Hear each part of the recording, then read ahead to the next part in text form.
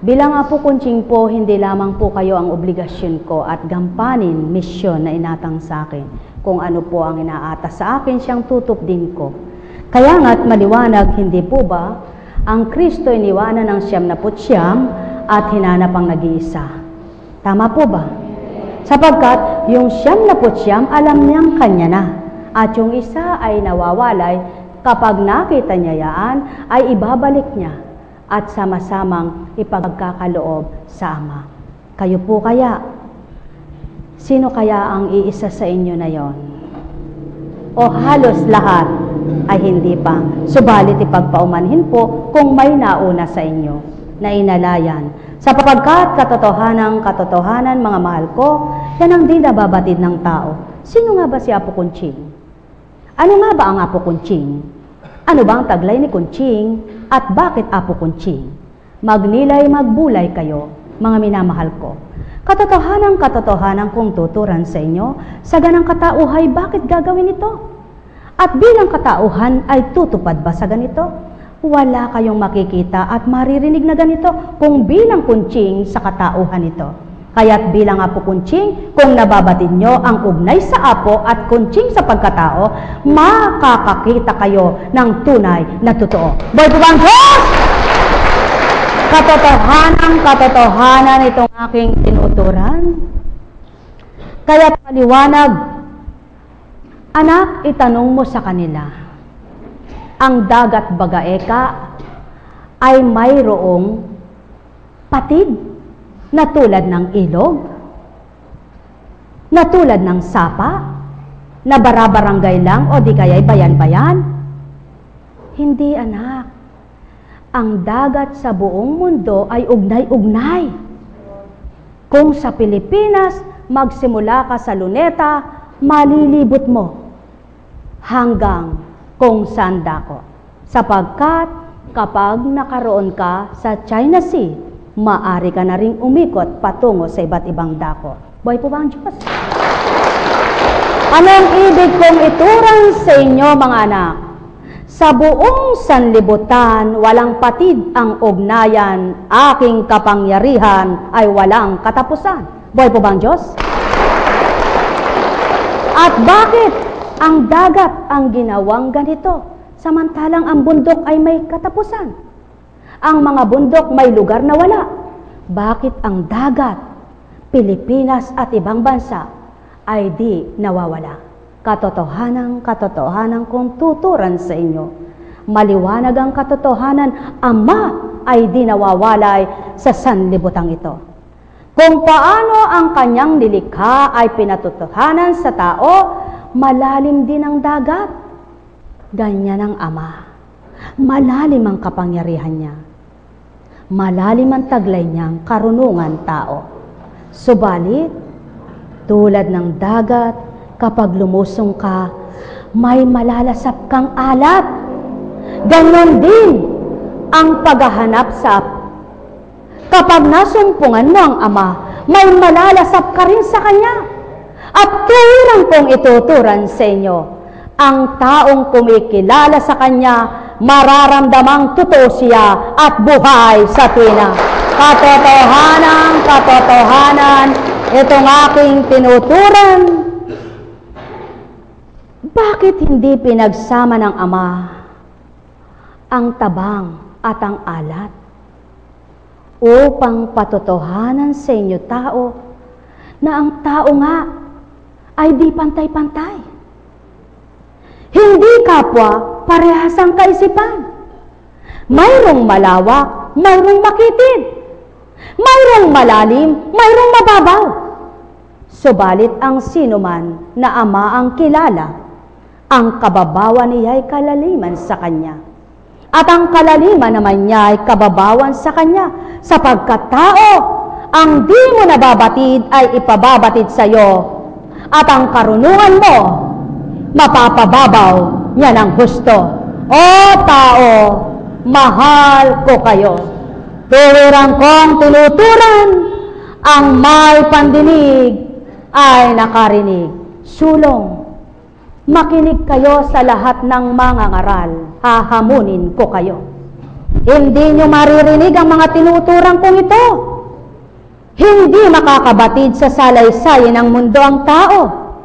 At kailanman, hindi niya maisasalaysay at mabibigyan ng kahulugan ang mundo. Kahit pinakamagaling ka pang scientifico, ang karunungan mo'y may hangganan ito. Subalit ang aking espiritu, sino man ang lukuban nito, karunungan ko'y pababawin ko upang mabatid ang totoo. At yan ang pawang katotohanan tao. Kung nababatid nyo lamang ang pawang totoo, ikaw ba'y mangmang sa kabanalan? Maghanap ka ng makasumpong ka. Ikaw ba'y nadidimla ng kaisipan? Kumilala ka nang magliwanag ka. Ikaw ba'y nanghihinat lang pabilang nilalang? Tanggapin mo ang magpapalakas, magpapatibay, ganap sa iyong katauhan. O tao, kaya nga't ang dagat ay di natitigang. Kaya nga't ang dagat ay di matitigang. Tulad din ng ama na walang katigangan. Bawat araw ay may gagawin at magagawa siya. Kaya't kung nagtitiwala kang ama'y hindi nakukupasan ng anumang taglay niyang karunungan at kagalakan, di ka ba mananalig na sa kanya'y manahan upang mapalalim mo ang galak mo at ang karunungan ay sumayo? Katotohanan, itong aking tinuturan. O tao, di lahat kayong naririto'y nawawawaan ng tinuturan ko. Patunay lamang ang tao at espiritu'y magkaiba sa inyo, sapagkat ang naka-espiritu na may pangunawa, ang pagkatao walang mawawaan. O tao, layo nyo bang makatanggap lahat kayo? Kumilalang lubos kayo. Sinong kikilalanin nyo? Kapwa nyo tao? Mali, sapagkat kapag ang tao ang kinilala mo, tao pa rin ang makikita mo. Taong gawa pa rin ang masisilayan mo. Taong pagkatao pa rin ang kakamtin mo. Subalit kapag ang ama ang kinilala mo, tao, may natanggap ka ba sa kapwa mo? Dahil minamahal ka niya't pinapahalagahan, higit kang may matatamo sa ama, sapagkat siyang higit na nakakakilala sa iyo. Buhay po ba ang ama? Buhay po ba ang Kristo? Buhay ba ang Espiritu? O tao, mahal ko kayo. Katotohanan kong tuturan sa inyo, kung di sa pag-ibig nagdulot ng Ama, at dulot ko rin naman sa inyo. Walang magbabatang nilalang para sa inyo, maliban ang Espiritu na patatagin patibayin ganap ito, upang mailunsad ang kabanalan at ang katotohanan sa inyo'y mapagtibay. Kaya't ang may pandinig ay nakarinig. Sumainyo ang kapayapaan, mga minamahal. Bakit nga ba, taong aking mahal, di nyo ganang maabot ang aking nasa? Di nyo ganap mawawaan ang layon ko. Di nyo ganap na madama ang mga handog ko at patutuo. Bakit nga ba, mga minamahal, kung sa ganang tao walang maririnig kayo, walang may tuturan, walang maluluwal, walang magagawa, walang may dudulot at ako, nasa ko'y magising ka at ako'y kilalanin mo, mapuhap mo ako. Tuwirang madama, tuwirang makita, ng lahat ng handog ko'y makabubuti sa'yo. Yan ang sa tuwina'y habilin ng Ama, o mga mahal ko. na anak niya. Subalit ilan ang sa inyo'y tatanggap at makikinabang sa mga alay ko katotohanan. Aking mga mahal, sa pagparito nyo, mayroong di gusto. Ito'y sinama lang at napilitan upang masilayan din naman kanyang tinuturan.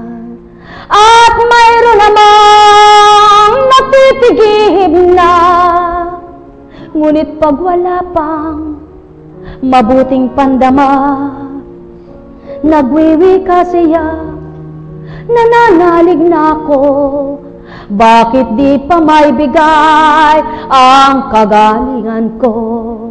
Palalimin mo tao, pananalig mo, upang makita mo ang totoong ginawa ko.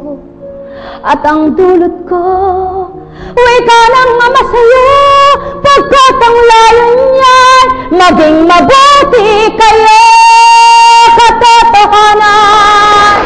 Aking mga mahal, inyong pagnilayan, inyong pagbulayan, sino ang may nasang pamilya'y iwan, sino ang may nasang hanap buhay talikdan. Subalit ito ang pinatupad ko, kay Constansyang kinalugdan, na kanyang tinalima naman. Kaya't sino ako na kapag nakita mo ang katapatan ng tao'y di ibigay ko ang tuwirang lakas at tuwirang tagumpay, upang ang kanyang lahat na sinuko ay maging ganap na makakagalak. Yan ang patutuo kung lahat sa inyo. Kaya mga mahal, kung may sinuko ka, huwag mo nang isumbat, huwag mo nang iyalay. Kung hindi pa bukal at di pa mainam sa iyong kalooban, na ika'y masasaktan. Subalit kung tuwirang amay nasumpungan, hindi mo alintana ang sa bawat araw na sa iyo'y kaganapan, pagkus kagalakan, ang sa iyo'y tuwirang mararamdaman. Taong aking mga minamahal, inyong pagbulayan aking tinuturan. Sino ang marapat, sino ang dapat na tao lang sa lupa na magiging ganap kung wala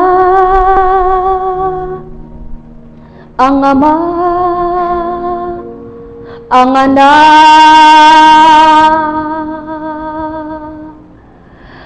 at ang Espiritu.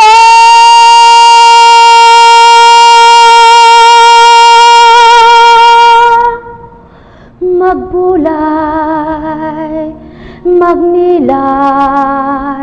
magtanto kayo, tuwira.